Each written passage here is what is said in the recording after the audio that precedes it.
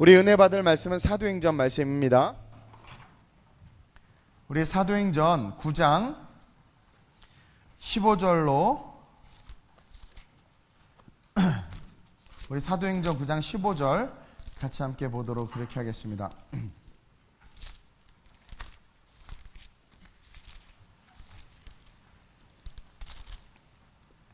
19절까지 같이 함께 교독합니다.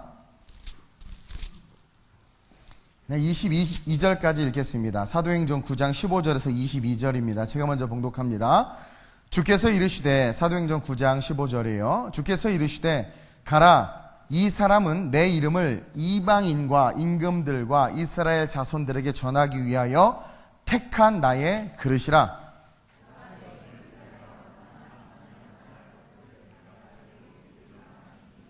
아나니아가 떠나 그 집에 들어가서 그에게 안수하여 이르되, 형제 사울아, 주 곧 내가 오는 길에서 나타나셨던 예수께서 나를 보내어 너로 다시 보게 하시고 성령으로 충만하게 하신다 하니,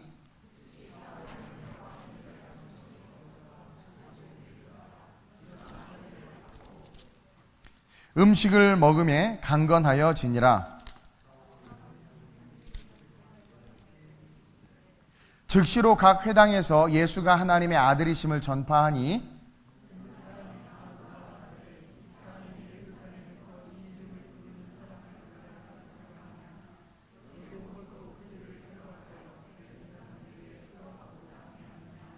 함께 사울은 힘을 더 얻어 예수를 그리스도라 증언하여 다메섹에 사는 유대인들을 당혹하게 하니라. 아멘. 따라합시다. 내가 예수를 믿음은, 여러분들이 예수를 믿는 그 믿음, 그 믿음의 의미를 오늘 이 말씀을 통해서 좀 나누려고 해요. 광고를 하지는 못했는데 제가 월요일날 저녁 밤 비행기로 필리핀에 들어갔다가 조금 전에 공항에서 지금 교회로 날라왔어요. 그 이유인 즉슨 뭐냐면, 10년 전에 하나님께서 우리 교회가 복정동에 개척함과 동시에 필리핀에 선교를 가라라는, 마치 아나니아에게 오늘 성령이 임해서 사울에게 가서 기도해줘라, 그는 내가 크게 쓸 자라 하나님께서 계시하심과 같이 저에게 필리핀 선교에 대한 마음을 주시고 그 땅을 향해서 가라고 그랬어요. 그래서 10년 전에 가서 선교센터를 세우고 사역을 해서 아주 아름다운 열매가 맺혀졌어요. 그리고 우리가 마지막으로 이제 세 번째 이전을 해서 아주 좋은 대저택과 같은 1층에서 어린이들이 예배하고 2층에서는 장년들이 예배하고 각 방에서는 아이들이 공과하고 옆에 작은 마당에서는 우리 청소년들이 농구하고, 그렇죠? 아주 좋은 그런 교회 겸 센터였던 곳이 리뉴얼을 한다고 방을 빼라고, 집을 빼라고 그래가지고 급하게, 원래는 미리 뺐어야 되는데 우리가 성경학교랑 코리아 워십 페스티벌 선교랑 뭐 여러 가지가 있어서 선교 끝나고 뺀다고 그래서 이번 주 주일날 성도들이 다 와서 이사를 했어요. 엄청난 짐과 엄청난 것을 가지고 이사를 했는데, 마침 이사한 곳이 은퇴하신, 제가 얘기를 들어보니까 필리핀 선교에 있어서는 화석과 같은 분이시래요. 그러니까 완전 원조시죠. 모르시는 분이 없고 선교사님들에게 가장 존경을 받는 그런 선교사님인데, 은퇴를 딱 하니까 한국에서 아무 통보도, 연락도, 문서도, 전화도 없이 선교비를 탁 끊었대요. 은퇴하자마자. 그래가지고 완전 이렇게 어떻게 보면 버림받은 거죠.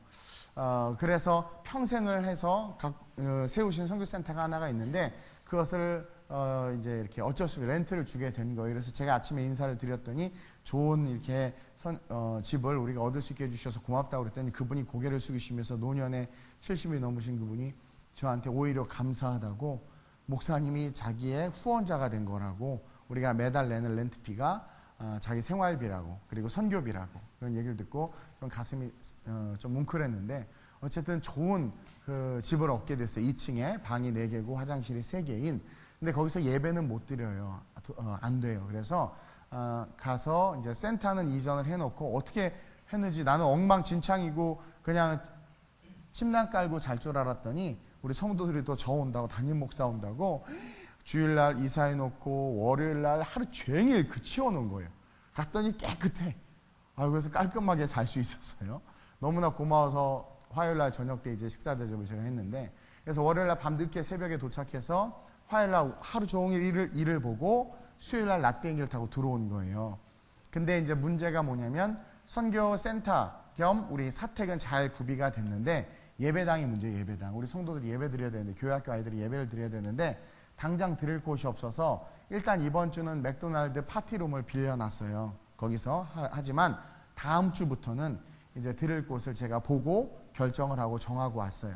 그리고 또 거기서 한 3개월 정도 예배를 드리다가 그 길 건너편에 공장으로 쓰던 곳인데 망해서 나갔어요. 비어있는데 엉망진창이야. 들어가기 싫을 정도로 너무 지저분하고 막 그런 한 100평 정도 돼요. 근데 그 주인이 사업가 CEO가 너무 좋은 분이더라고 보니까. 그리고 우리에 대한 소문을 잘 들어서 우리를 잘 알고 있어요. 또 우리 교회 성도 2분이 그분 회사에서 일을 하고 있고, 그래서 그분이 우리에게 너무나 파격적인 조건으로 이것을 쓰라고 그랬어요. 그래서 우리가 쓸 수 있도록 완전하게 리노베이션을 해준다고. 그래서 다 허물고 바닥에 콘크리트도 올려주고 우리가 원하는 설계도 그린 대로 설계해서 만들어 주겠다고. 그래가지고 최종적으로 보고 오케이를 하고, 그리고 이제 오늘 왔어요. 참 감사한 게 뭐냐면 하나님께서 계획하시고 말씀하신 대로 우리의 처지와 형편이 어떠하든 하나님은 하나님의 뜻을 이루어 가세요. 우리는 우리의 생각에 쟤는 저래서 한대, 쟤는 이래서 한대라고 단정 짓지만 하나님은 그것과 상관없이 하나님의 뜻과 계획대로 당신의 일을 이루어 가시는 분이라는 거예요. 그것을 저와 여러분들이 기억했으면 좋겠어요. 여러분, 사울이요 기세가 등등해가지고 지금 다메섹으로 가다가 다메섹 도상에서 예수님을 만났는데, 만나기 전까지의 사울은 어떤 애였어요? 거의 적그리스도야. 거의 사탄이야. 그렇죠? 예수 믿는 놈을 잡아 죽이고, 그 전에 어떤 일을 했어요? 스데반을 돌로 쳐 죽이고 자기가 증인이 된 사람이에요. 이해돼요? 우리 기독교 입장에서는 만나서는 안 될 사람이고, 우리 기독교 입장에서는 그냥 마귀 그 자체야. 근데 그런 글을 하나님께서 쓰신다고 할 때 누가 그걸 인정하겠어?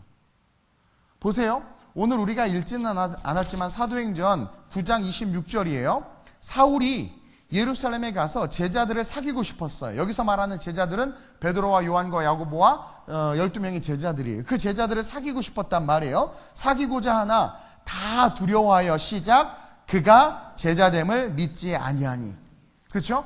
사울이 변화됐어요. 완전히 변화돼서 오늘 우리가 읽었지만 어떻게 됐어요? 아나니아가 안수해서 그가 눈이 떠지고, 19절 이하에 사울이 다메섹에 있는 제자들과 함께 며칠째 있을 때, 다메섹에 있는 제자들은 예수님의 12제자가 아니에요. 다른 제자들과 있을 때 즉시로 20절에 각 회당에서 예수가 하나님의 아들이심을 증거하는 거예요. 좀 전까지는 예수가 하나님의 아들이냐? 그러면서 예수가 하나님의 아들이라고 말하는 자들을 율법으로 정죄하고 그들을 다 죽이려고 했단 말이에요. 그리고 진짜 죽였단 말이에요, 스데반을. 그런 그가 예수님을 다메섹 도상에서 인격적으로 딱 만나고 나서 바로 눈에 비닐이 벗겨지고 나서 어떻게 돼요? 예수가 하나님의 아들이다라고 증거하기 시작하는 거예요. 완전히 바뀐 거예요. 듣는 사람마다 21절에 다 놀라서 말하되 이 사람이 예루살렘에서 이 이름을 부르는 사람들을 멸하려던 자가 아니냐? 여기 온 것도 다메섹에 온 것도 그들을 멸하여 결박하여 대제사장에게 끌고 가려 함이 아니냐? 사람들이 다 그렇게 알고 있는데 22절 시작. 사울은 힘을 더 얻어 예수를 그리스도라 증언하여 다메섹에 사는 유대인들을 당혹하게 하니라. 여러분들 한번 생각해봐요. 조금 전까지만 해도 예수를 죽이려던 자들이고 예수 믿는 자들 이 사울을 피하고자 하여 다 도망갔단 말이에요. 오늘날 따지면 죄인 중에 죄인이고 괴수 중에 괴수란 말이에요. 근데 그 사람이 예수 믿고 변화됐대. 와서 예수를 증거해. 여러분들의 이성과 여러분들의 경험과 여러분들의 도덕성과 여러분들의 윤리 수준으로 받아들일 수 있겠어요? 절대 못 받아들여요. 여러분들이 가진 편견이 얼마나 무서워요. 여러분들이 가진 편견으로 사람을 얼마나 많이 정죄해요. 목사님, 우현이는 사기꾼이었어요. 우현이는 도둑놈. 뭘 또 놀래기. 예화인데 우현이 사기꾼이었어요. 문이 이래. 예화예요, 예화. 우현아 긴장하지 마. 사기꾼이었어요. 대머리예요. 저 가발이에요. 코 수술한 거예요. 코는 수술했지. 교통사고 나서. 나이 속였어요. 50이에요. 그런 사람이라고 했을 때 제가 막 리더를 가지고 막 리더십을 가지고 여러분들 받아들이겠어요? 받아들이겠냔 말이에요. 대희대의 사기꾼이 예수 믿고 변해서 우리 교회에 왔대. 스님이 변화돼서 주지 스님이 변화돼서 예수 믿고 우리 교회에 왔어요. 여러분들 그분을 온전하게 바라보겠어요? 아, 왜 예수 믿어요? 그냥 산에 올라가시지 그러지? 우리의 편견과 우리의 이런 잘못된 것들이 얼마나 많은지 몰라요. 근데 주님은 오늘 정말 말할 수 없는 충격적인 사건을 통해서 우리에게 이야기해 주고 있어요. 사도들이 이 사울이 진짜 예수가 하나님의 아들인 걸 아니까 이제 그 제자들이 얼마나 존경스러워. 그 제자들을 잡아 죽이려는 게 사명이었는데 이제 그 제자들하고 같이 밥 한번 먹고 그 제자들과 같이 교제하는 게 너무나 소원인 거야. 제가 이번에 한울이라는 식당에 가서 우리 이사한 수고한 사람들만 다 오라고 그랬어. 근데 빈센트가 온 거야. 빈센트가 누구 아들이지? 효진이 아들이었나? 누구죠? 아, 이메일 전사의 아들이구나. 우리 빈센트가 나갔잖아요. 싫다고 EMJ를 안 하겠다. 그리고 세상에서 한참 한량처럼 놀고 페이스북에 이 여자 저 여자 사귀고 막 이게 한참 그리고 막 거의 뭐 날라리처럼 날아다녔단 말이에요. 그러다가 탕자처럼 깨달았어. 그리고 돌아왔어. 또 왔다가 또 나갔다 왔다 갔다 그래요. 근데 이렇게 저녁 때 찌푸니를 타고 이렇게 이제 우리 팀들이 가는데 전 뒤에서 차를 타고 가는데 보니까 야 빈센트가 왜 와? 그 저녁 식사 시간에. 저녁 식사는 일한 사람, 수고한 사람들만 오도록 내가 공식적으로 선포했어요. 왜냐면 정말 수고했거든요. 선포했어. 근데 빈센트가 있으니까 우리 문희주 선생님이 뭐라 하냐면, 아이, 목사님, 안 왔어요. 빈센트가 왜? 잘못 보셨어요. 잔을 빈센트로 바뀌었죠. 그래서, 아, 빈센트 맞는데? 근데 식당에 딱 도착해서 보니까 빈센트인 거야. 전사님 깜짝, 너 왜 왔어? 그러는 거예요. 문희주 전사님이. 가만히 생각해 보니까 걔가 이사를 도와줬어. 늦게 와서 실외기 하나, 에어컨 실외기 하나를 2층에서 1층으로 내려놨대. 아, 그거 하나 일했대. 그래서 왔다는 거야. 야, 그래서 그 배짱이 대단하다. 그래서 먹으라고 해라. 그래서 300페소나 하는 한국 식당에서 파는 돈가스, 왕돈가스 세트를 사줬어. 근데 이제 식사가 끝나고 이제 앉아있는데 딱히 할 말도 없고 제가 두통의 컨디션이 너무 안 좋았어요. 왜냐면 월요일날 쉬지도 못하고 간 데다가 또 신경 쓸 게 너무 많아가지고 도착할 아침부터 계속 3박 4일 해야 될 거 하루 만에 일정을 다 소화했으니까 아침에 선교사님하고 조식부터 시작해가지고 계속 그냥 하여튼 했어요. 저녁에 컨디션이 너무 안 좋고 막 어깨 뭉치고 체하고 막 그래가지고 그러고 있었는데 이제 그래서 어나운스먼트를 좀 하고 나서 가만히 앉아있어요. 이제 가는 분위기야. 근데 사람들이 이렇게 하더니 와 막 그러더니 제가 페북 봤죠. 페북에 와서 막 사진을 찍재. 아, 되게 쑥스러워. 그래서 내가 문희주 선생님한테 물었어. 아니 왜 갑자기 사진을 찍자고 그래? 그러니까 전사님이 하는 말이 우리 성도들이나 우리 그 장년들이나 필리핀 성도 아이들이나 다 목사님하고 사진 찍고 싶어 했는데 부끄럽고 기회를 못 봐서 말을 못 했다는 거야. 근데 내가 몸이 안 좋아서 이렇게 나는 혼자 가만히 앉아있고 옆에 싹 비어 있잖아요. 그래서 이제 나가는 분이 다 일어섰는데 분위기가 그러니까 위에서 슬금슬금 오는 거예요. 그래서 다 찍었어. 다 찍었어. 그러니까 그들이 나랑 언어도 잘 안 통하고 내가 바쁘니까 유럽 사역을 시작하면서 필리핀 잘 못 오니까 근데 패스터리가 자기네들을 얼마나 사랑하는지 지들이 알아요. 자기네들이 알아요. 왜냐하면 그것을 10년 동안 그들이 경험을 통해서 아는 거거든요. 걔네랑 언어가 되니까 언어로 이야기하고 I love you, you love me, we love you, also 뭐 이러면서 이러지 않았어. 근데 그들이 10년간 그냥 날 봐온 거죠. 그 신뢰와 그 내가 필리핀 계속 못 오고 막 그런다고 해서 마음이 변하지 않았다는 것과 그걸 다 아는 거야. 그러니까 그게 쌓여있는 상태에서 교제하고 싶은데 교제할 시간이 없는데 마치 된 거죠. 그러니까 막 사진을 찍고 싶은 거야. 내가 그래서 너 한편으로 미안하면서 앞으로는 사진 많이 찍어줘야 되겠다. 에이 포토 프린트를 갖다 놔야 되겠다. 막 그런 생각까지 했어. 사귀고 싶은 거야. 교제하고 싶은 거야. 그리고 교회를 잘 안 나오던 성도인데 나를 진짜 멀리서만 봤는데 이제 가까이서 보니까 아니 보통 이제 내가 사진 찍으면 옆에 좀 리더급들이 오잖아요. 장로님, 권사님. 그래서 저도 이제 전체 사진을 때 우리 장로님 오세요, 권사님 오세요 옆에 세우잖아요. 근데 그 성도들도 그렇고 그 사람도 그렇고 나랑 별로 안 친하고 초신자인데 지가 먼저 집중하게 내 옆에 오는 거예요. 그리고 사람들 보내주는 거예요. 왜냐하면 평소에 나랑 한 번도 교제가 없었으니까 교제하라고. 근데 거기서 또 가슴이 뭉클했어. 그래서 같이 찍고 막 했어. 막 이렇게도 찍고 저렇게도 찍고 막 이렇게도 찍고. 그것처럼 어쨌든 목사님이고 패스터고 우리를 사랑하고 이렇게 하고 하니까 사귀고 싶은 거죠. 바울이 그랬단 말이에요. 사울이. 자기가 그렇게 핍박하는 예수가 진짜 예수였고 그 예수가 실제인데 그 예수님 밑에서 같이 밥 먹고 같이 교제하고 3년을 동고동락한 그 제자들이 너무 부러운 거야.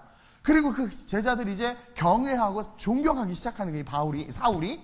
그래가지고 그 제자들하고 같이 교제하고 싶어서 슬금슬금 다가간 거죠. 곁에 앉아서 사진 찍고 싶은 것처럼. 근데 그 제자들이 무서워했던 거야, 이 사울을.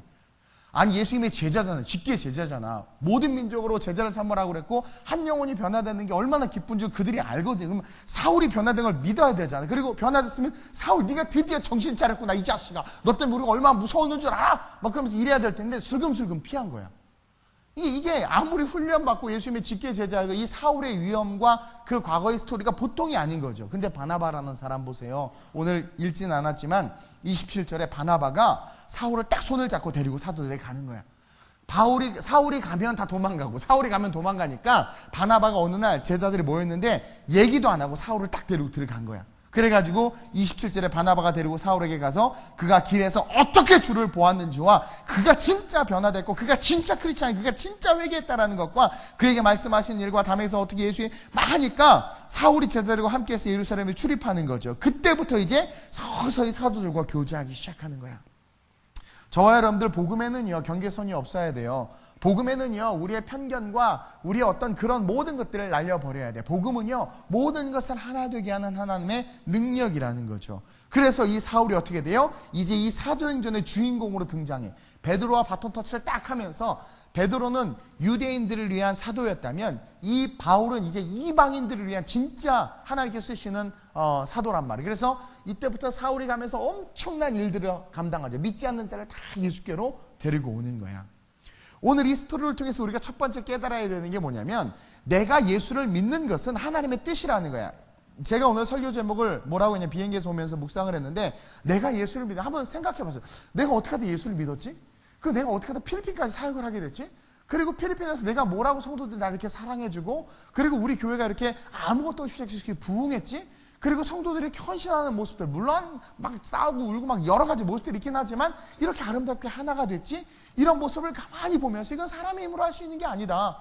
그리고 내가 아무리 생각해도 요즘엔 필리핀이 별로 안 좋아요. 옛날만큼 사랑이 잘 안 가. 유럽의 마음이 자꾸 가 있어서 그런지 몰라도 성도들은 사랑하는데 필리핀이라는 나라에 대한 마음이 내가 옛날에 가졌던 그 초심만큼이 없는 거예요. 이번에 땅을 밟았더니 초심만큼이 없는 거야. 이번에 가서 알게 됐는데 벌써부터 필리핀에 엄청난 트래픽이 시작된 거야. 교통체증이. 알고 봤더니 걔네들은 크리스마스가 지금부터 시작됐어. 그래서 어떤 얘기가 아니냐면 필리핀은 벅스 크리스마스라는 말이 있대요. 선교사님한테 들었는데 벅스 크리스마스 이게 뭐냐면 벅스 그렇죠? September, October, December, November, December, 벅스 크리스마스. 그래서 9월부터 크리스마스라는 거야. 9월부터 선물 사고 9월부터 트리하고 9월부터 장식하냐고 온 난리야. 아니나 다를까 길마다 벌써부터 그래. 벌써부터. 그래서 벌스 크리스마스. 아이씨 발음도 안 돼. 그런 크리스마스. 그래서 근데 뭐 예수님 온다고 그렇게 9월부터 난리를 치고 그렇게 주님을 한다고 사랑한다고 하고 뭐 그 크리스마스라고 하는데 보니까 진짜 예수는 하나도 없어요. 그 땅에. 그러니까 오히려 화가 나네요. 도대체 왜 올바른 예수를 전하지도 않을 뿐만 아니라 안 믿는지 모르겠어요. 아니 물론 뜨겁게 정말 주님을 사랑하는 성도들도 많아. 근데 중요한 건 예전만큼 내가 필리핀을 사랑하는 마음이 없는 걸 느껴요. 그거면서 내가 깨달은 게 그만큼 기도가 없었구나. 유럽으로 해서 독일에서는 그렇게 기도하는데 어느 순간 예배 인도할 때도 그렇고 우리가 공예배 때도 그렇고 필리핀 기도하는 만큼 사랑하게 되는 거 아세요? 기도하는 만큼 마음이 가요. 기도가 없었구나라는 것을 깨달으면서 동시에 내가 이거는 내 뜻대로 내 계획대로 내가 예수 믿은 것도 그렇고 내가 필리핀 땅에 이렇게 우리가 이렇게 사역하는 것도 그렇고 이것은 내 뜻이 아니라 하나님의 뜻이다. 그러면서 오늘 이 본문과 함께 깨달았어요. 따라합시다. 내가 예수를 믿는 것은 하나님의 뜻이다. 여러분 사울이 예수를 믿게 됐어. 아무도 사울이 예수 믿을 거라고 생각하지 않았는데 아무도 믿을 거라고 믿지 않았는데 하나님은 사울이 예수를 믿을 것에 대해서 계획을 갖고 계셨고 어떻게 하셨어요? 그 계획을 실행하셨어. 저와 여러분들 지금 여기 앉아있죠? 여러분들의 뜻 의지 아니야. 이걸 다시 기억해내야 돼. 내가 예수 믿게 된 거 하나님의 뜻이야. 하나님의 뜻이야. 여러분 바울이 이후에 많은 고난과 고초를 겪어요. 그거 역시 하나님의 계획 속에 있는 거야. 근데 바울은 몰랐어요. 근데 예수를 믿고 가다 보면 별의별 일을 다 당해. 근데 궁극적으로 그 끝은 뭐냐면 하나님의 영광을 위한 거라는 거예요. 그러니까 여러분들이 예수를 믿게 된 것도 하나님의 계획이고 하나님의 뜻일 뿐만 아니라 여러분들이 길을 걷다가 요셉 봐봐요. 엎어지고 굴러지고 넘어지지만 궁극적으로 그 모든 것들을 통해서 하나님은 결국 여러분들을 어떻게 하신다? 쓰신다. 세워주신다. 이것을 기억해야 돼. 그러면서 다시 한번 우리 안에, 내 안에 소망이 생기는 것을 발견했어요. 저 여러분들 기억하세요. 하나님의 계획과 뜻 때문에 여러분들 예수를 믿고 있는 거예요. 여기 보면 충성된 일꾼도 있고 안 충성된 일꾼도 있고 미꾸라지 성도도 있고 안 미꾸라지 성도도 있고 성령 충만한 성도도 있고 성령 충만한 척하는 성도들도 있고 한국교회에 많아요. 근데 중요한 그 모든 것을 다 뛰어넘어서 하나님이 그 영혼 한 영혼 한 영혼을 다 사랑하신다는 것과 동시에 그들이 예수를 믿고 이 자리에 앉아있는 것은 뭐예요? 하나님의 뜻과 계획에 있는 거야. 하나님의 뜻과 계획에 있는 거예요. 바울이 예수님을 믿을 줄 누가 알았어? 베드로조차도 의심했단 말이에요. 그 수제자 베드로. 예수님이 그렇게 사랑했던 그 요한, 사도 요한도 의심한 거야. 아니 어떻게 제가 변하지? 아니 진짜 예수 믿은 거 맞아? 벌벌벌 떨었어. 근데 바나바만큼은 그가 예수 믿은 걸 인정한 거예요. 사실 바울보다 더 위대한 사람은 바나바예요. 결국은 자기의 그 자리를 바울에게 양보하고 성경에서 사라지잖아. 바나바 위대한 사람이에요. 그래서 바나바와 같은 바나바 사역도 많잖아요. 남을 세워주는 사역. 근데 중요한 것은 하나님의 계획은 누구에게나 열려있을 뿐만 아니라 먼저 예수를 믿게 된 우리에게 우리가 지금 이 삶을 살아가는 것은 하나님의 계획 속에 있는 거예요. 물론 넘어지고 쓰러지는 부분들은 우리의 신앙의 영역이야. 우리가 잘 우리의 삶을 세워나가야 돼. 그러나 중요한 것은 내가 예수를 믿으면 하나님의 뜻이다. 다른 말로 말하면 하나님이 나를 사랑하신다. 이것이 여러분들이 희망이 됐으면 좋겠어요. 소망이 됐으면 좋겠어요. 왜냐하면 바울의 역경과 환난과 고난 속에서 하나님이 택했기 때문에 하나님은 절대로 바울을 놓지 않았어요. 바울의 삶에 간섭하셨고 개입하셨어. 따라서 여러분들은 하나님이 택했기 때문에 어떤 특권이 있느냐? 하나님이 내 인생에 간섭하시고 하나님이 내 인생에 터치하시고 나에게 말씀하시고 나를 세우실 수 있는 축복이 우리의 삶에 있다라는 거죠.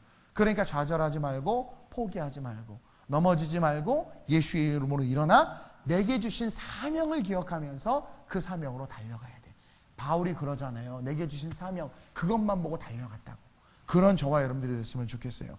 그러면서 둘째로 우리가 예수를 믿으면요, 저와 여러분들이 예수를 믿었다는 것은 다른 거 아니에요. 예수님을 증거하기 위함이라는 거야. 그래서 자꾸 하나님께서 저에게 전도자에 대한 마음을 주는데 하나님이 바울을 택한 것은 왜 그랬어요? 예수를 증거하게 하기 위함이에요. 베드로를 택한 것도 예수를 증거하게 하기 위함이에요. 베드로는 유대인에게, 바울은 누구에게? 바울은 누구에게? 이방인에게. 저와 여러분들은 누구에게? 우리에게 주어진 영혼들이 있다라는 거예요. 근데 그 일을 오늘날 한국교회와 저 여러분들이 안 하니까 어떻게 돼요? 교회가 무너지는 게 아니에요. 여러분들의 삶이 무너지는 거예요. 여러분들의 인생이 힘들어지는 거야. 여러분들의 인생이 하나님의 뜻과는 상관없이 곁길을 자꾸 가는 거예요. 따라서 저와 여러분들은 어떻게 해야 돼요? 어찌하든 예수를 증거해야 돼. 이 일을 저와 여러분들이 이 가을에 했으면 좋겠어요. 바울은 자기가 예수를 만나자, 복음을 경험하자 즉시 기존에 자신이 견지하고 있던 생각과 틀을 다 버렸어. 그가 알던 율법과 그가 알던 유대교가 가르치는 모든 전통과 그가 알던 모든 인간관계와 그가 배운 가말리엘에게 배운 모든 것들 다 배설물처럼 여기고 오늘 본문의 뭐래요? 예수가 20절 보세요. 즉시로 각 회당에서 그가 회당에 간 이유는 예수 믿는 놈들을 죽이기 위해서인데 딱 가니까 다 벌벌벌 떨잖아. 근데 아니 하면서 가지마 도망가지마. 예수가 그리스도인 게 맞아 라고 말한 거예요.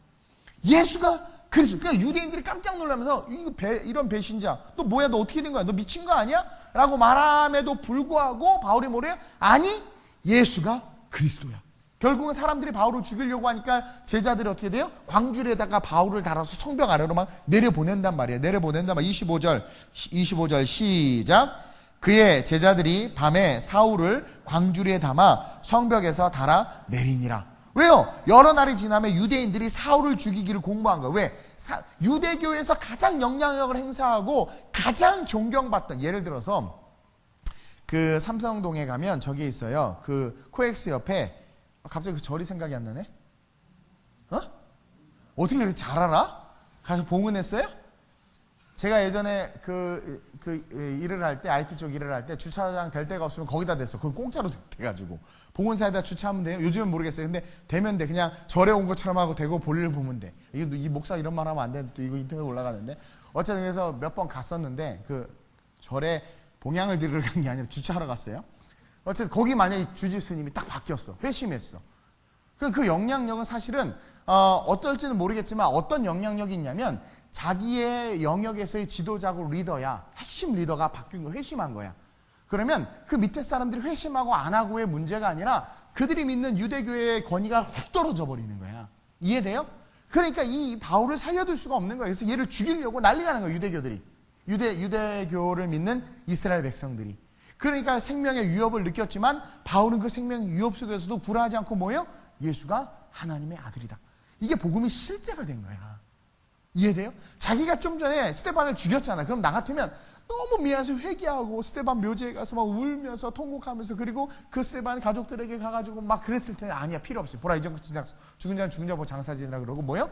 바로 그냥 회당에 쫓아가서 바로 유대인들이 모인 회당에 가서 예수가 그리스도다, 그가 그다, 그가 메시아다라고 말하는 거죠. 이게 하나님이 택함 받은 우리가 살아가야 될 삶이라는 거야.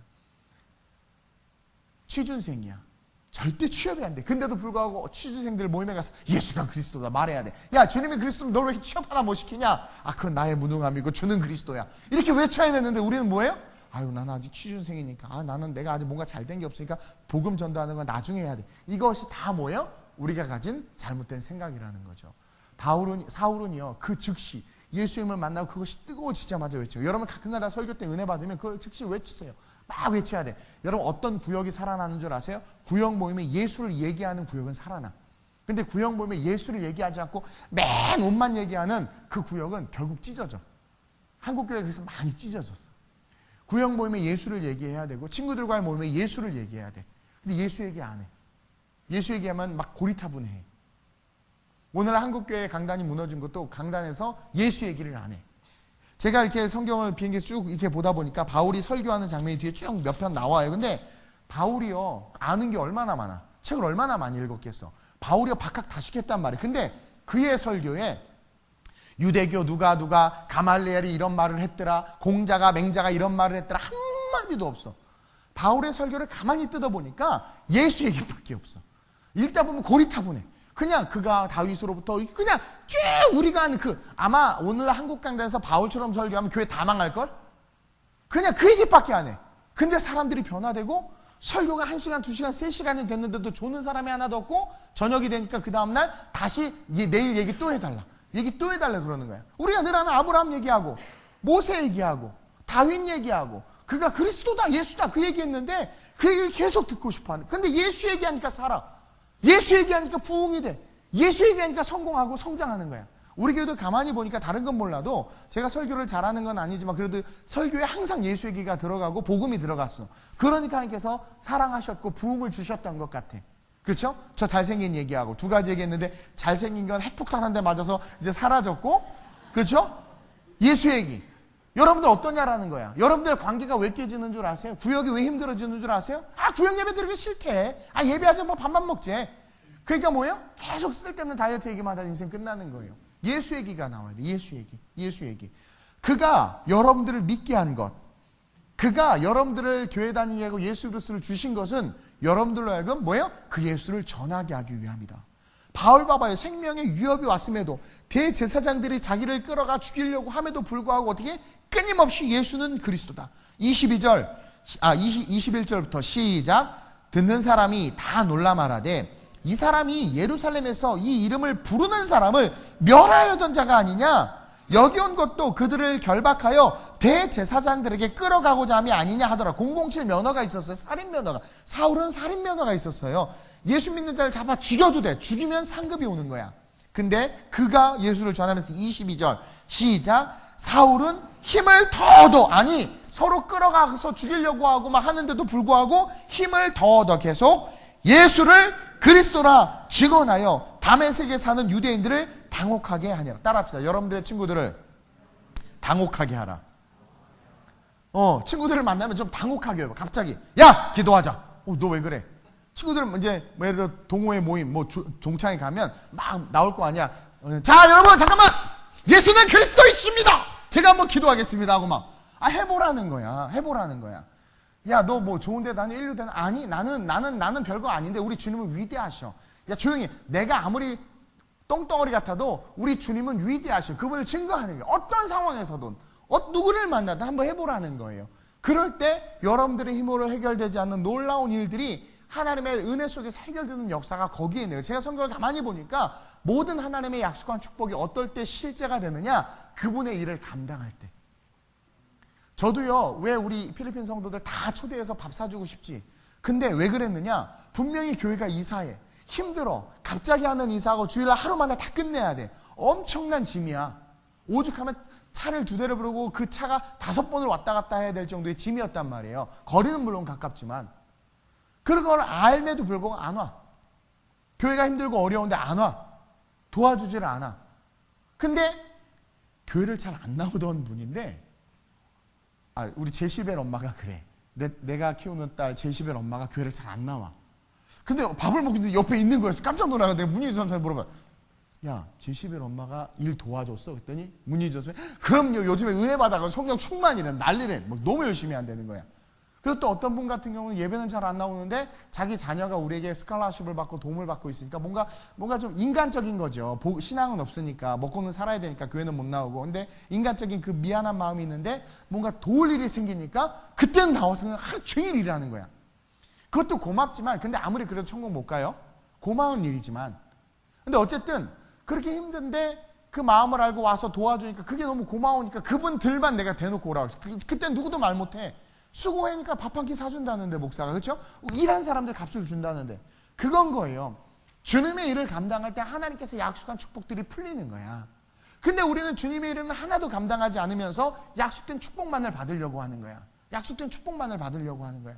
이해돼요? 그러니 하나님께서 복을 안 주는 거지. 사랑하라, 섬겨라, 용서해라, 전도해라 안 하잖아요. 안 하면서 판단과 정죄만 하잖아.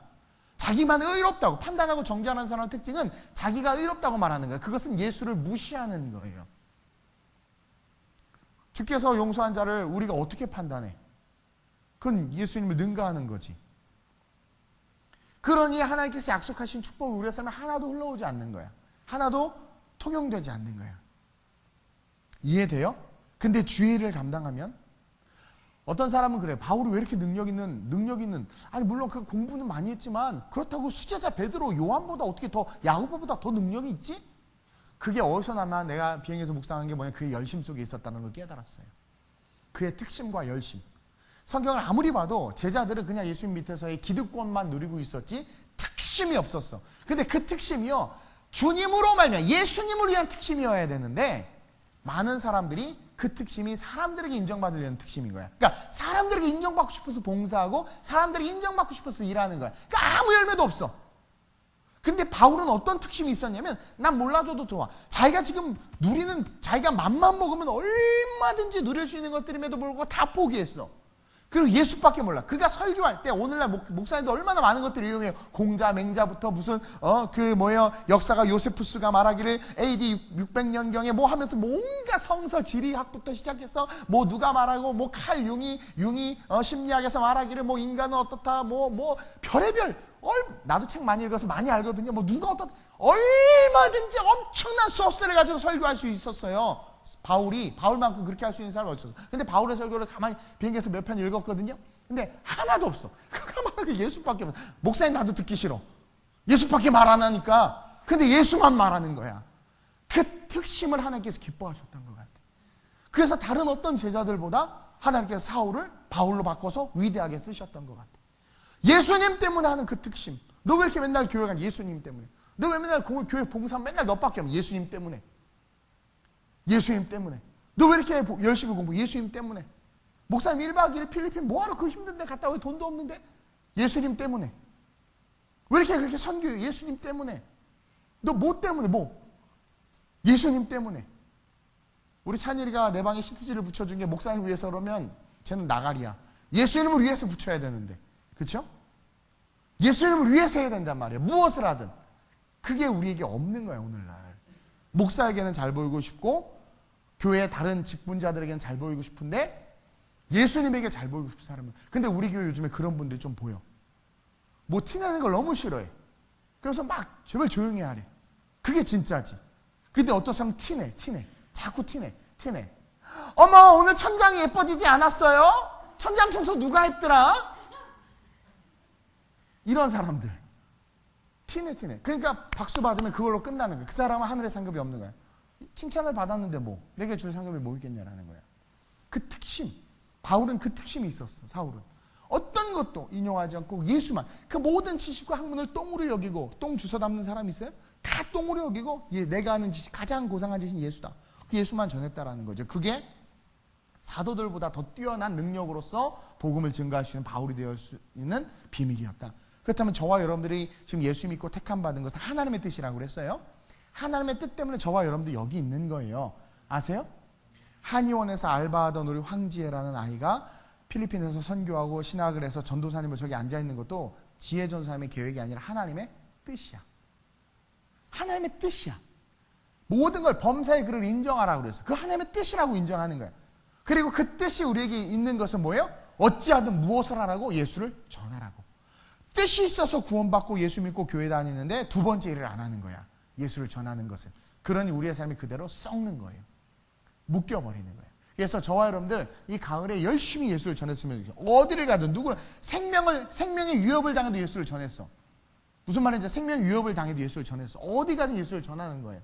카페에 가든 누구를 만나든 버스 기사전 찍으면 띡 예수 믿으세요? 이런 말 웃지요. 해봐. 얼마나 뿌듯해지는 줄 알아? 혹시 알아? 그 기사가 오늘 내가 진짜 자살해야지 하고 그 버스를 몰고 막 그러려고 했는데 예수 믿으세요. 그 한마디가 그 사람을 살릴 수도 있어. 그런 간증들 되게 많잖아. 감동이 올 때 있단 말이야. 감동이 안 올 때는 좀 자제하지만 감동이 딱 올 때는 무조건 순종해야 돼. 왜? 가끔 감동 올 때 있죠. 막 커피를 사는데 저분에게 막 보고 이게 막 그럴 때 가끔 있어. 그거를 무시하지 마. 그러면 여러분들이 그냥 무너져 버려. 근데 그걸 무시하지 마. 그때 한번 해봐. 창피 당하든 그 순간 한번 해봐. 예수 믿으세요! 도망가봐. 요나 봐봐. 하기 싫은데 해가지고 뛰어갔더니 사흘길을 하루 만에 뛰어갔더니 니네가 다 회개했잖아요. 그것처럼 해보라는 거예요. 그럴 때 여러분들의 삶이, 여러분들이 믿는 그 믿음이 실제가 되는 거예요. 내가 예수를 믿음은 첫째로는 하나님의 뜻이고, 내가 예수를 믿음은 예수를 증거하기 위함이다. 바울을 통해서 우리는 봐야 돼. 그러면서 마지막으로 예수를 믿는 자들은 진짜 예수를 믿는 자들과 교제해야 돼. 이게 가장 중요해요. 3절에 사울이요, 이제 봐봐요. 이제 열심히 복음을 증거하고 나서 그가 지쳤을 수 있어요. 복음을 전하다 보면 지치고 탈진해요. 그에게는 동력자가 필요했어요. 왜냐면 사울은 혼자였거든. 다 사울을 기피했거든. 자, 그래서 그가 26절에 제자들과 사귀고 싶었어요. 근데 다 두려워해요. 그가 예수 믿은 걸 안 믿는 거야. 회개한 걸 아무도 안 믿는 거야. 도망가. 이게 제자들 수준이 이 모양이야. 성령 받았는데도 불구하고. 그만큼 바울이 무섭고 그가 회심한 것을 믿기가 힘들 정도로 그가 아주 죄인 중에 괴수고 그냥 사탄 그 자체였단 말이에요. 근데 바나바가 데리고 사도들에게 가는 거예요. 그가 어떻게 예수를 만났는지 자세히 설명해줘요. 그러면서 어떻게 돼요? 그들이 사울과 교제하기 시작해. 그러면서 보세요. 28절에 사울이 제자들과 함께 있어 예루살렘에 출입하는 거예요. 교제가 이루어져요. 거룩한 교제가. 사울은 다메섹에서만 예수를 만났지 예수님과 3년간 동행한 그 예수님의 모습은 모르잖아요. 제자들과 그런 얘기를 하는 거예요. 밤에 이런저런, 한 번은 그런 일도 있었어. 예수님이 그런 분이시죠. 우리 물고기 잡았잖아요. 그때 하나도 없어. 우리는 그물이 찢어질 거 고민, 그물도 안 찢어졌어. 예수님이 떡도 구워놨어. 나는 사울이 엄청 부러워했을 것 같아. 그러면서 그 은혜를 더 사모했을 것 같아.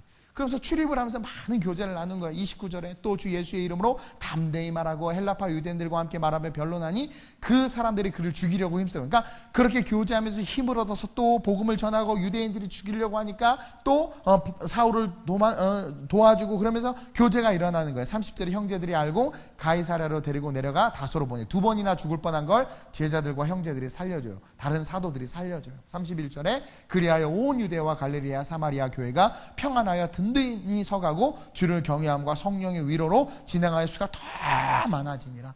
사울의 열심과 그 믿는 자들과의 교제 속에서 어떻게 돼요? 복음이 점점 흥왕해진 거예요. 사울일 수 있었던, 그가 그 복음의 그 신앙을 계속해서 견지하고 죽음의 위협 속에서도 쫄지 아니하고 그 신앙이 성장할 수 있었던 건 진짜 예수를 믿는 자들과 교제했기 때문인 거죠. 사울은요, 제자들과 교제하고 싶었어. 정말 성령 충만한 사람들과 교제하고 싶었고 예수를 만난 사람들과 교제하고 싶었고 뭐예요? 정말 사명 있는 사람들과 교제하고 싶었어. 제가 아침에 신승철 선교사님하고 정기환 목사님하고 같이 조식을 했어요. 제가 원한 것도 있고 그분들도 원한 것도 있지만 또 여러 가지 도와준 것들이 같이 식사를 했어요. 근데 그런 식사 시간들이 참 좋아. 선교사님들도 진짜 선교사님들이 있고 가짜 선교사님들이 있어요. 이게 정말 사역하는 분들하고 만나서 진짜 사역에 대한 이야기를 하면 행복해. 유럽에 가면 많은 목사님들이 저랑 교제하고 싶어해요. 교제하고 싶어하는 이유가 잘생긴 건 절대 아니에요. 교제하고 싶어하는 이유가 뭐냐면 우리 교회 이런 왕성한 사역들에 대해서 나누고 싶고 알고 싶은 거야. 진짜 그런 것을 원하는 사람은 교제하고 싶어해. 근데 반면에 이렇게 보는 사람이 있어. 시기하고 질투하는 거야. 나보다 못생긴 놈이 목회는 잘하네. 선교도 저렇게 하잖아요. 이런 분들이 있어요. 느껴요. 그는 거룩한 교제가 없는 거야. 하나님 나라에 욕심이 없는 사람들이에요. 근데 정말 하나님 나라에 욕심이 있는 사람들은 교제하고 싶고 나누고 싶고 그것들을 쉐어하고 싶은 거예요. 그러니까 여기저기 부르잖아요. 이번엔 제가 10월 달에 그 횃불회에서 강사로 한 학기 강의를 하게 됐어요. 그것도 이유가 뭐냐면 개척교회로부터 시작해서 목회자들이 그런 것들을 듣고 싶고 알고 싶은 거야. 그러니까 그런 것들을 나누고 싶으니까 세워주는 거예요. 여러분들은 어때요? 진짜 예수를 믿는 사람과 교제하고 싶어요? 아니면 돈 많은 사람, 잘생긴 사람, 이쁜 사람, 화장품을 싸게 사는 사람, 옷을 어디서 예쁜 걸 파는 사람하고 교제하고 싶어요? 누구랑 교제하고 싶냐라는 거예요. 누구랑 교제하고 싶어요? 필리핀에 가면 아무리 바빠도 제가 왔다고 막 달려오는 분들이 계세요. 그냥 교제하고 싶은, 그냥 가까이에서 교제하고 싶은 거예요. 여러분들이 그런 사람이 됐으면 좋겠어. 그리고 여러분들도 신령한 사람들과 교제하기를 원하는 사람들이 됐으면 좋겠어. 그냥 나에게 유익을 주고 빵을 주는 사람이 아니라 정말 예수를 알고 사명이 있고 정말 주님을 사랑하는 사람들, 그런 사람들과 교제하는 걸 힘썼으면 좋겠어요. 한별아, 자꾸 머리카락만 만지지 말고, 목사님과 교제하려고 해야지. 추천서만 써달라고 오지 말고. 머리 왜 자꾸 이렇게 만지고. 여자들 왜 이렇게 냄새를 맡아요? 나 이게 너무 신기해. 왜 이렇게 냄새를 맡지? 나도 해보려는데 나 짧아서 안 되는데. 왜 그래? 응? 자꾸 거슬려, 설교하는데. 자꾸 뭐 이게. 왜 여자 왜 이러지? 왜 그러는 거지, 인경아? 너도 짧아서 이제 못 맡겠네, 냄새를? 그렇게 교제해야 돼. 예수 믿는 사람들과. 가끔가다 제가 설교 때 이름들이 막 얼굴 화끈거리고 막 열받아 하는데 열받아하지 마세요. 그럼 성경에 나온 사람 다 열받게? 축복이야, 축복. 축복이. 그래서 모든 성도들이 한별이든 머리 냄새를 맡는다는 걸 한 번에 알잖아, 그냥. 얼마나 좋아. 기도해 주셔야 돼. 이번에 수시로 신학교 기독교 교육 상담학 원서 넣었어요.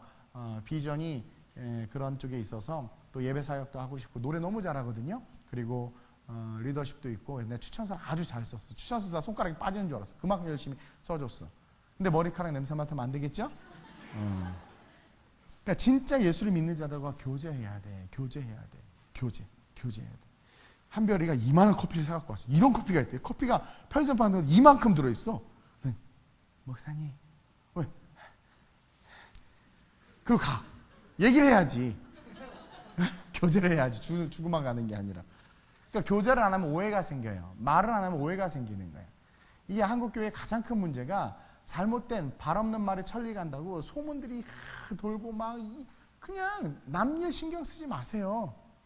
자기 일도 신경 못 쓰면서. 그렇죠?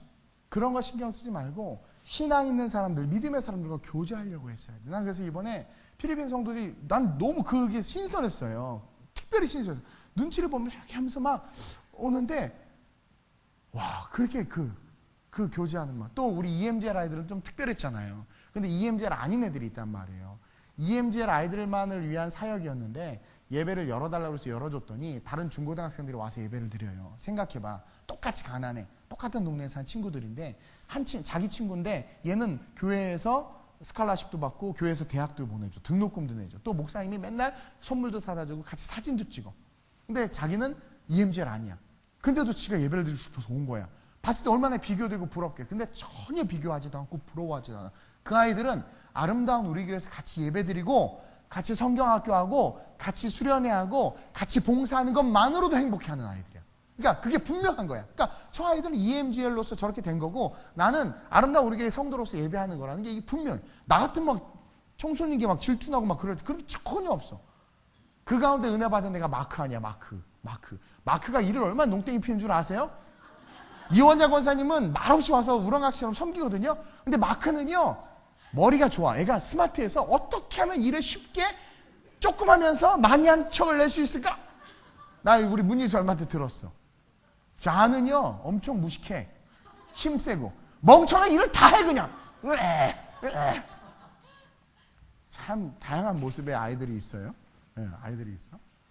근데 그거야. 그냥 아름다운 우리 교회에서 글로리아 문희 전사님과 연대 간사님과 같이 말씀을 듣고 예배 드리는 것만으로도 너무 좋아. 그들의 중심에 뭐가 있어요? 예수 그리스도가 있는 거야. 자기네들은 좋은 대학교 못 가. 도와달라고 말도 안 해. 근데 it's okay. 얘네들은 자기네들보다 공부 못해요. 일반 애들보다 우리 EM들이 더 못해. 근데 좋은 데 가고 등록금 내줘도 말 안 해. 내가 다 잘하는데 이러지도 않아. 그냥 it's okay. 예수가 좋은 거야. 그러니 우리 애들이 필리핀 애들이 그렇게 기도할 때, 여러분들이 기도할 때 자지만 그렇게 울부짖고 부르짖고 울고 기도하고 똥성으로 기도하고, 그 얼마, 여러분, 제가 미안하지만 신앙의 갭을 따지면 추를 달아보면 여러분들 형편없어요. 진짜 그래. 북한 교회는 뭐 북한 지하교회는 말할 것도 없고 중국도 그렇고 필리핀 아이들만 봐도 물론 가끔 게임하고 뭐 이런 거 해요. 근데 여러분들이 게임하고도 토설 안 하잖아요. 걔들 토설해. 와 하고 한 달 동안 안 하다 또 하긴 해. 여러분들은 토설도 안 할 뿐만 아니라 잠깐 회개했다가 또 하잖아. 토요일날, 주일날 졸지 않기 위해서 토요일날을 일찍 자고 하라고 하면 애들 그렇게 게임 좋아하는 애들도 토요일날 게임 안 해. 그 일찍 자. 주일날 안 졸아. 근데 여러분 주일날 졸잖아. 직분을 맡아도 졸잖아. 내가 말하는 이유가 다른 사람이 나한테 말을 하니까 말하는 거야. 그런 사람이 어떻게 리더의 자리에 서 있냐고. 요즘 말이 너무 많아. 중요한 건 내가 그리스도를 사랑하면 그렇게 못하는데 그리스도를 사랑하지 않는다라는 거죠. 그러니 우리의 삶의 태도가 형편없는 거야. 죽음까지도 불사하면서 회당에 들어가 사울 하지마 가만히 있어봐. 예수가 그리스도다. 죽이려고 해서 또 막 사울 막 살려내. 내렸어. 도망가면 또 기어 올라와가지고 예수가 그리스도다. 또 사도들이 보호해서 또 도망 보내고. 그만큼 주님을 향한 열정이 있었다는 거예요. 근데 우리는 어떠냐라는 거예요. 몸 좀만 아파도 예배 안 나오고.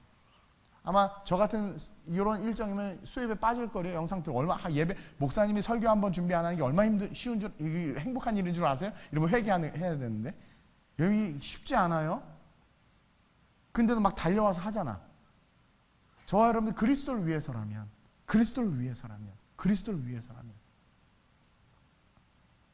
말씀을 정리할게요. 내가 예수를 믿으면 오늘 사울이 변화돼서 바울이 됐어요. 죄인 중에 괴수가 변화됐는데 주님은 그런 괴수도 쓰신다. 그리고 그 괴수가 예수 믿게 된 것은 하나님의 뜻이다. 옆 사람 보고 네가 예수 믿게 된 것은 하나님의 뜻이다. 여러분들 하나님 믿게 예수님의 뜻이에요. 누가 시켜서가 아니에요. 우리 이동재 집사님, 김수희 집사님 막 바가지 긁어서 예수 믿은 거 아니야. 하나님의 뜻이에요. 하나님의 뜻이에요. 하나님의 계획이에요. 저 여러분들이 예수 믿는 거 하나님의 계획이에요. 누구도 빼앗아갈 수 없어요. 왜 예수 믿게 했느냐? 예수를 전하라고. 그 일을 안 하니까 다 꼬이는 거예요. 그 일을 안 하니까 한국교회가 무너지는 거고 저도 무너지고 여러분들도 무너지는 거예요. 그 일을 안 하니까 경제적으로, 환경적으로, 육체적으로 문제가 생기는 거예요. 왜냐하면 예수를 전할 때 하나님께서 권세를 주셨다고 그랬거든요. 근데 예수를 전하니까 어떻게 돼요? 우리 교회가 선교하니까 열매가 맺혀요. 만약 우리 교회 선교하면 다른 개척교회들처럼 문 닫았을 거예요. 여러분들이 전도하기 시작해보세요. 막힌 게 다 풀어져요. 바울 봐요. 변화되니까 내가 예수를 믿으면 하나님의 뜻이구나, 예정된 것이구나 하고 복음을 증거하니까 모든 것들 속에서 제 사도들보다도 더 능력 있게 예수님처럼 죽은 자도 살리고 병든 자를 취하는 권세가 나타나잖아요.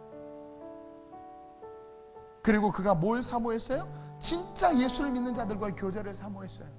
제자들과 친구하고 싶었어요. 사울 자기를 보고 도망가고 무서워하는 그 제자들 보면서 얼마나 스스로 자괴감이 들었겠어. 자기의 과거가 얼마나 저주스러웠겠어요. 그만큼 더 예수를 증거했어. 그리고 그들이 벌레 보듯 해도 교제하고 싶어 했어. 벌레 보듯 해도 교제하고 싶어 했어. 나랑 교제하자고. 내가 만난 예수, 당신이 만난 예수 서로 쉐어하자고. 더 예수에 대해서 알고 싶다고. 교제했어. 교제하면서 서로 강해졌어. 서로 힘을 얻었어요. 이게 얼마나 멋져요. 그런 저와 여러분들이 좀 됐으면 좋겠습니다. 따라합시다. 내가 예수를 믿으면 하나님의 뜻이다. 내가 예수를 믿으면 예수를 증거하기 위함이다. 내가 예수를 믿으면 진짜 예수 믿는 자들과의 교제를 위함이다. 이를 위한 내가 될 수 있게 해달라고 오늘 이 말씀을 기억하면서 간절하게 기도합시다.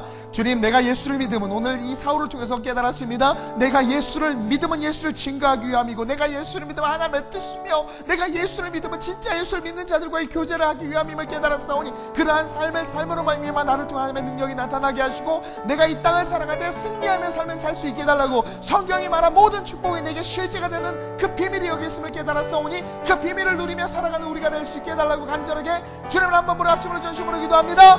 주여! 할렐루야. 좋으신 아버지 하나님 감사합니다. 오늘 이 밤에 하나님, 우리가 예수를 믿으면, 내가 예수를 믿으면 하나님의 뜻임을 말씀을 통해서 보았습니다. 내 뜻과 내 계획과 내 결심이 아니라 하나님의 계획과 하나님의 뜻 때문에 내가 예수를 믿었음을 오늘 말씀을 통해서 배웠사오니, 주여 나를 향한 하나님의 뜻이 있음을 믿고 그 믿음을 가지고 승리할 수 우리가 되게 하여 주시옵소서. 예수를 전하라고 예수를 믿게 하셨는데 예수를 전하지 않고 있습니다. 복음을 증거하라고 예수를 믿게 하셨는데 그 복음을 가둬놓고 있습니다. 주여 우리가 다시 입을 열어 우리의 삶 속에서, 우리의 관계 속에서 예수를 증거하게 하심으로 말미암아 하나님께서 약속한 축복이 우리의 삶의 실제가 되게 하여 주옵소서. 넘어지고 쓰러져도 일어나 복음을 전하게 하여 주옵소서. 아프고 다쳐도 일어나 복음을 전하게 하여 주옵소서. 가난하고 배고파도 일어나 복음을 전하게 하여 주옵소서. 무엇을 하든 예수를 전할 때 내 입술에서 예수가 그리스도다라는 말이 나올 때 우리의 삶에 희망이 있고 우리의 삶에 소망이 있고 우리의 삶에 능력이 있습니다. 내 입에서 예수가 그리스도다라는 말이 외쳐질 때 우리의 삶의 귀신과 죄악과 어둠과 흑암은 떠나갑니다.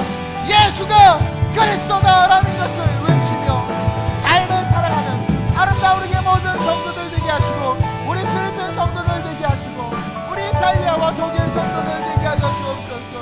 주여 우리가 믿음의 신실한 자들과 교제하기를 주게 하여 주옵소서. 가짜들, 거짓을 말하고 판단하고 정죄하는 자들과 교제하는 것이 아니라 진짜들, 예수를 사랑하기, 예수를 전하며 예수를 위해서 희생할 줄 아는 자들과 교제하기를 힘쓸 수 있는 우리가 되게 하여 주옵소서. 무릇 지킬 만한 것보다 내 마음을 지키라 말씀하시는 주님 앞에 마음을 지키는 우리가 되게 하여 주옵소서. 그러므로 말미암아 주님이 우리를 지키는, 예수가 우리를 지키는 그런 우리가 될 수 있도록 주님이 끌어주시고 성령으로 함께하여 주옵소서. 내가 예수를 믿으면, 우리가 예수를 믿으면 주님의 영광을 위함을 기억합니다.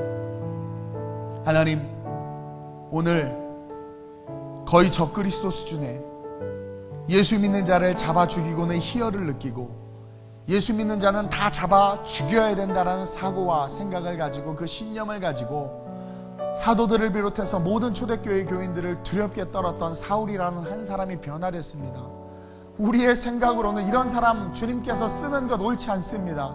우리의 생각으로는 이따위 사람이 하나님께 쓰임받는다는 걸 인정할 수 없습니다. 도대체 어떻게 이런 악한 자가, 살인자가, 예수 믿는 자를 잡아 죽인 자가 주님의 일꾼, 그것도 최고의 사도가 될 수 있겠습니까? 우리는 이렇게 못된 성격과 생각을 갖고 있습니다. 근데 주님의 생각, 우리의 생각과 다릅니다. 이것을 우리의 삶으로 적용해보면 나 같은 죄인이 예수 믿는 것 자체가 은혜인데 우리는 그 은혜는 새카맣게 까먹고 어떻게 사울이 예수께 쓰임받을 수 있느냐라고 따지기 시작합니다. 이런 못나고 연약한 우리를 용서해 주옵소서. 오늘 내가 예수를 믿음은 하나님의 계획이다, 하나님의 뜻이다라는 것을 다시 한번 깨닫습니다. 누구 때문이 아닙니다. 하나님이 그 사람을 쓰셨을 수도 있지만 누구 때문이 아니라 내가 예수 믿게 된 것은 하나님의 계획 속에 있다라는 겁니다. 이것이 우리의 감사의 조건으로 다시 회복되게 하여 주옵소서. 그리고 예수를 믿게 하신 이유는 예수를 전하게 하기 위함인데, 오늘날 이 땅에 교회를 세워주심도 성령을 주심도 예수를 전하게 하기 위함인데, 좋은 대학 가려고, 사업 잘 되게 하려고, 내 자녀 세상에서 1등하게 해달라고, 내 남편 돈 잘 벌게 해달라고, 나 이뻐지게 해달라고, 나 살 빼게 해달라고, 내가 하는 일, 내가 하는 땅 투기가 잘 되게 해달라고 온갖 이기적인 것들로 예수를 이용한 우리의 연약함들과 부족함들과 나약함들을 용서하여 주옵소서.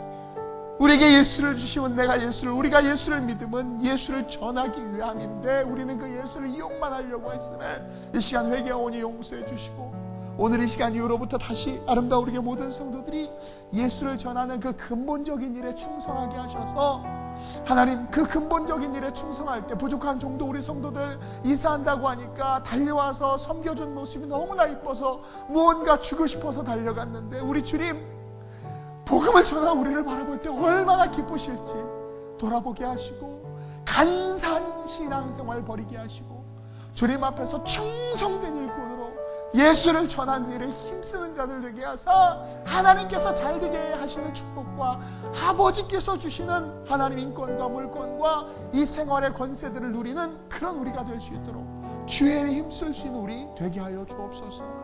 하나님, 많은 사람들은 돈과 권력에 집중합니다. 돈과 권력으로 몰려듭니다. 그러나 우리만큼은 진짜 예수 믿는 자들에게로 몰려드는 자들 되게 하여 주옵소서. 사울이 사도들과 교제하고 싶어 했습니다.